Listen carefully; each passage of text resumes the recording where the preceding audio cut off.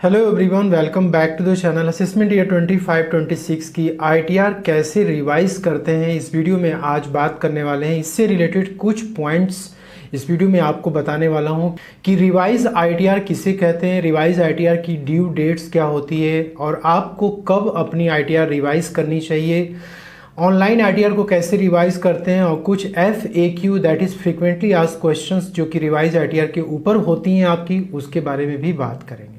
तो revise ITR क्या होती है? सेक्शन 139(5) में आप अपनी आईटीआर को रिवाइज करते हैं। जो आईटीआर आपने ओरिजिनल फाइल किया था, जब उस आईटीआर को आप रिवाइज करते हैं तो बेसिकली वो रिप्लेस हो जाता है। तो रिवाइज आईटीआर मींस एक नया आईटीआर जो कि आप फिर से क्या कर रहे हैं, फाइल कर रहे हैं। तो आईटीआर को रिवाइज करने की जरूरत आपको क्यों पड़ती है, इसके पीछे कारण क्या होता है? तो जो ओरिजिनल रिटर्न आपने फाइल की है सेक्शन 139(1) में, जब उसमें कोई भी एरर्स या मिस्टेक्स आपको बाद में नजर आता है तो आप क्या करते हो, अपनी आईटीआर को रिवाइज करते हो। अब एरर और मिस्टेक्स क्या क्या हो सकते हैं जिसकी वजह से कि आप अपनी आईटीआर को रिवाइज कर सकते हो? तो सबसे पहला यहाँ पे ये कि आपके आईटीआर में एड्रेस, बैंक की डिटेल्स, मोबाइल नंबर गलत हो गया हो, या फिर आपने इनकरेक्ट आईटीआर फॉर्म फिल कर दिया है। आपको आईटीआर 2 भरना था, आपने आईटीआर 1 फाइल कर दिया। आपको आईटीआर 3 फाइल करनी थी, आपने आईटीआर 2 फाइल कर दिया। या फिर दोस्तों आपको आईटीआर 4 फाइल करना था और आपने आईटीआर 1 और 2 फाइल कर दिया। तो ये डिसाइड होता है आपके एआईएस और टीआईएस स्टेटमेंट से कि आपके ऊपर कौन सी आईटीआर एप्लीकेबल है। तो आपने यदि गलत आईटीआर फॉर्म फिलअप कर दिया और बाद में आपको ये लगता है कि नहीं हमने गलत किया हुआ है, तो आप अपनी आईटीआर को रिवाइज कर सकते हो। जो आपकी ओरिजिनल आईटीआर होगी ना, वो रिप्लेस हो जाएगी नई वाली आईटीआर से। इसका नेक्स्ट रीजन होता है missed reporting of income. Normally लोग स्टॉक मार्केट की income, mutual fund, fixed deposit की इंटरेस्ट, सेविंग बैंक की इंटरेस्ट, क्रिप्टो, ऑनलाइन गेमिंग की इनकम, इसको छोड़ देते हैं और दोस्तों आईटीआर में बस एक सिंपल इनकम क्या करते हैं, रिपोर्ट करते हैं, सैलरी की। तो जब आप इन इनकम को रिपोर्ट नहीं करते और बाद में आपको रियलाइज होता है कि इनकम छूट चुकी हैं, तो आप अपनी आईटीआर को रिवाइज करके इनकम को कंसीडर कर सकते हैं। अब दोस्तों यहाँ पे क्वेश्चंस आपके ये होते होंगे, क्या इस इनकम को लेना मैंडेटरी है आईटीआर में? ऑफ कोर्स ये इनकम आपके पैन के अगेंस्ट में एआईएस टीआईएस में रिफ्लेक्ट करते हैं, इसलिए आईटीआर फाइल करते समय इस इनकम को कंसीडर करना मैंडेटरी है। नेक्स्ट रीजन होता है details of income in ITR not as per 26(a) AIS. बहुत सारे केसेस ऐसे देखे गए हैं जिसमें कि एआईएस टीआईएस में जो इनकम की फिगर होती है वो कुछ और होती है और आईटीआर में दोस्तों फिगर कुछ और होती है। लोग इनकम टैक्स रिफंड को क्लेम करने के चक्कर में अपने इनकम को उल्टा सीधा रिपोर्ट करते हैं। जो एआईएस टीआईएस में इनकम रिपोर्ट की गई है उस इनकम को इतना घटा देते हैं, इतना लो कर देते हैं कि उनकी इनकम बेसिक एजम्पशन लिमिट के नीचे चली जाती है। लेकिन दोस्तों अब ये गलती नहीं चलने वाली, क्योंकि डिपार्टमेंट अब इसको क्रॉस वेरीफाई कर रहा है। आपके आईटीआर फॉर्म में जो भी इनकम डाली जा रही है उसको 26(a) और एआईएस से मैच करा रहा है। यदि मिसमैच की सिचुएशन क्रिएट हो रही है तो बाद में आपको आउटस्टैंडिंग डिमांड की नोटिस भी वो जारी कर सकता है। तो नॉर्मली आईटीआर फाइल करते समय tax payer fake refund claim करने के लिए फेक डिडक्शंस और अलाउंसेस शो करते हैं। लेकिन दोस्तों आपको ये रियलाइज होता है कि गलती हो चुकी है, तो आप अपनी आईटीआर को रिवाइज कर लीजिए और उसमें जो भी आपने फेक तरीके से डिडक्शंस अलाउंसेस दिखाया है उसको आपको सही करना चाहिए। नेक्स्ट रीजन होता है reported income under wrong schedule.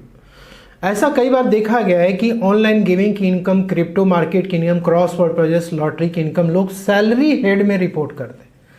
या फिर दोस्तों कैपिटल गेन की इनकम यदि हो रखी है तो उसको वो हाउस प्रॉपर्टी हेड में रिपोर्ट करते हैं। 80C का डिडक्शन है तो उसको 80D में डाल देते हैं। तो जो भी आप रॉन्ग शेड्यूल्स अपनी आईटीआर में अपडेट कर रहे हो, इससे आपकी आईटीआर के ऊपर प्रॉब्लम्स क्रिएट हो सकती है। इसलिए आपको सही शेड्यूल में अपनी इनकम को रिपोर्ट करनी है।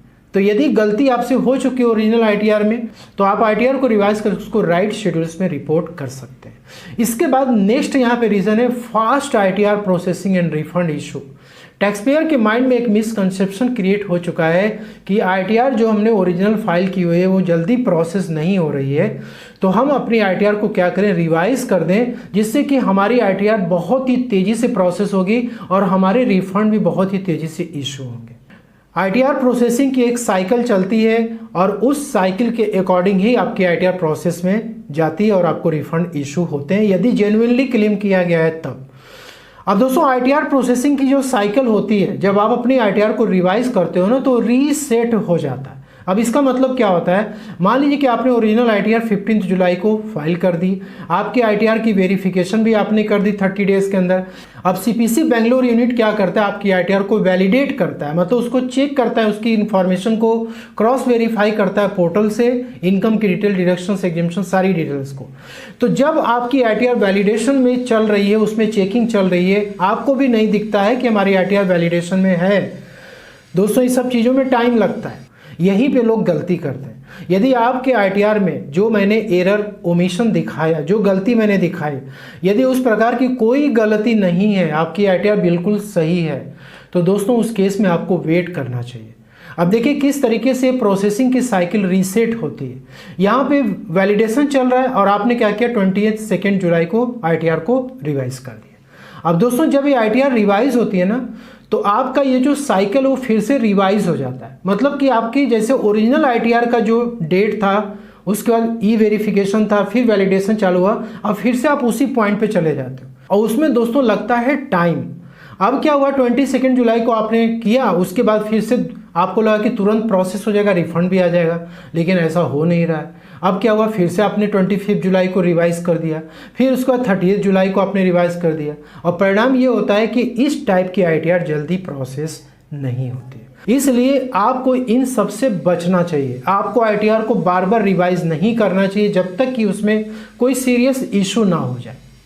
ठीक, तो सीपीसी वैलिडेशन करता है, इसके बाद उसकी प्रोसेसिंग करता है, और प्रोसेसिंग करने के बाद आपको इंटीमेशन लेटर सेक्शन 143(1) में इशू किया जाता है, और जो भी आपने आईटीआर में क्लेम किया हुआ है, यदि आपके रिफंड जेन्युइन है तो आपको इशू हो जाते हैं। और दोस्तों यदि कुछ गड़बड़ी है तो वहाँ पे डिमांड के भी नोटिस आ सकते हैं, या फिर कोई भी चेंजेस नहीं हो सकता। इसके बाद दोस्तों यहाँ पे रिवाइज आईटीआर की ड्यू डेट, तो नॉर्मली जैसे हर साल होता है कि 31 दिसंबर आपको टाइम मिलती है आईटीआर को रिवाइज करने की और फाइल करने की भी। जैसे फाइनेंशियल 24-25 के लिए, जिसका असेसमेंट 25-26 में कि आप फाइलिंग कर रहे हैं, तो रिवाइज आईटीआर की ड्यू डेट है 31 दिसंबर 2025।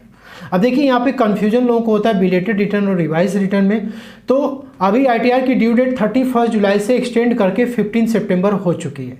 15 सितंबर के बाद यदि आप अपनी आईटीआर को फाइल करते हैं तो उस केस में वो बिलेटेड आईटीआर की कैटेगरी में आता है, और दोस्तों उस केस में 1000 और 5000 की पेनल्टी, जैसा भी केस होगा, न्यू टैक्स रिजिम में हो, ओल्ड टैक्स रिजिम में हो, वो आपको पे करना पड़ता है। लेकिन दोस्तों आपने आईटीआर को ड्यू डेट के पहले फाइल कर दिया, मान ली 15 सितंबर लास्ट डेट है, तो आपने इसके पहले ही फाइल कर दिया, उसको ई वेरीफाई भी आपने कर दिया, और बाद में आप उसको रिवाइज करना चाहते हो तो आप 31 दिसंबर तक रिवाइज कर सकते हो। उसमें कोई भी लेट फीस वगैरह आपकी एप्लीकेबल नहीं होगी।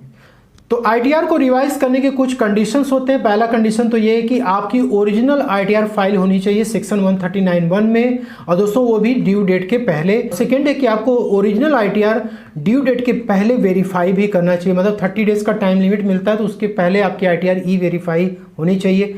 और बिलेटेड आईटीआर जो आप फाइल करते हैं ड्यू डेट के बाद, उसको भी आप रिवाइज कर सकते हैं 31 दिसंबर तक। अब दोस्तों कुछ जो फैक्ट होते हैं आपके माइंड में, फ्रीक्वेंटली आस्क्ड क्वेश्चन, इसमें पहला क्वेश्चन ये है कि क्या आप अपनी आईटीआर को अनलिमिटेड टाइम्स रिवाइज कर सकते हैं? Answer is yes. जब भी आप अपनी आईटीआर को रिवाइज करेंगे वो आपकी फाइनल आईटीआर मानी जाती है।